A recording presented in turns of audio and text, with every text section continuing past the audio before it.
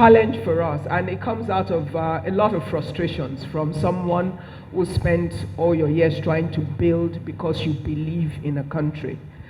But unfortunately, everything that you will do in that country is determined by other people and the things that they choose to do.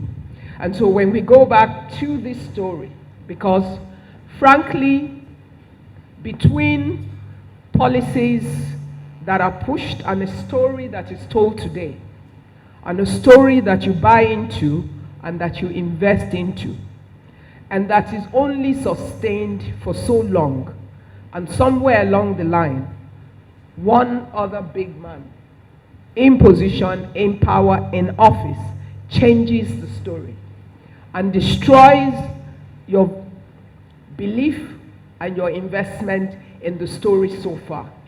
And you are left to hold the broken block in your hands because there's nobody to report to and there's nobody to complain to but yourself. The truth of the matter is, when we're talking about investors, and I always get frustrated by a concentration or a romance with foreign direct investors.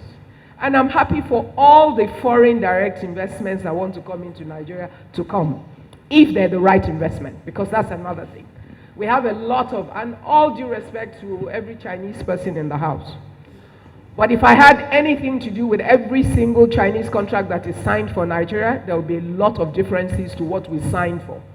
Because a lot of investments must also be aligned with what we want as a country, which is where the story is important.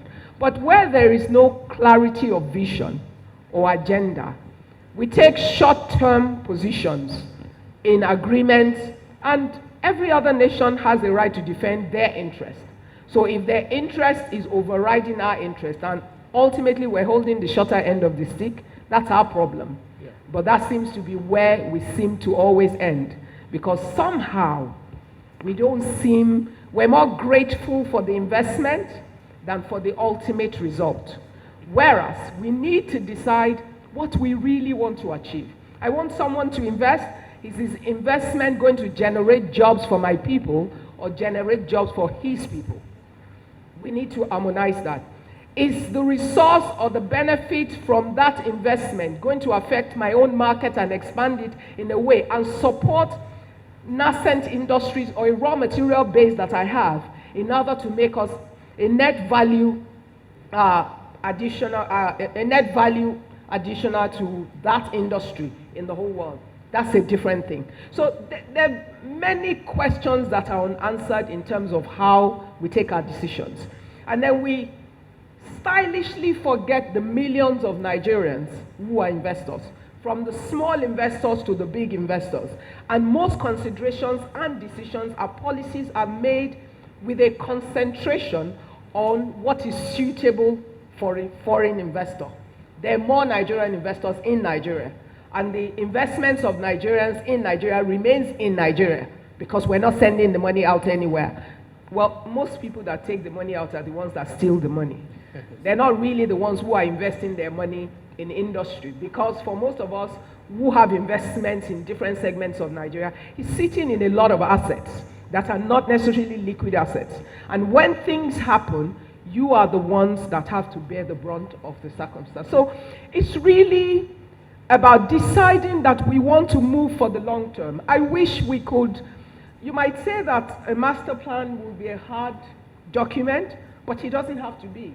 We could write a simple national agenda that covers a 20-year gap and decide these are the things we want to achieve over this 20-year period. If there's a way that it becomes law, so no matter the character that is in government, they cannot change it, then that's something we need to do. And if we do that and we guarantee under the law, unchangeable, that we can build on these investments over, even if you give us just 20 years, the results by then will make it too difficult for anybody to reverse.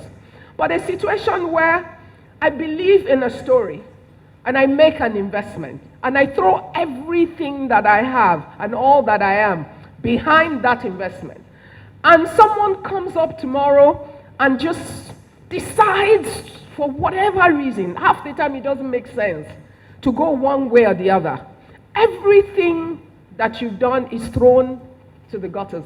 Half the time you're trying to convince yourself to believe in your own country. So really, I don't want to lie to anybody that wants to invest in my country. And I've brought foreign direct investors in business as partners in my own country.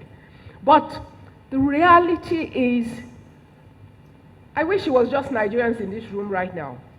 Because then I can say, we need to knock ourselves on the head and just decide we want to wake up. Right. We have everything that we need. We can achieve anything that we want. We have the minds, we have the people, we have the resources, we have the ability, we have the energy. We just need to actually choose that we want to do this, and we need to find how and make it law, a law that cannot be reversed.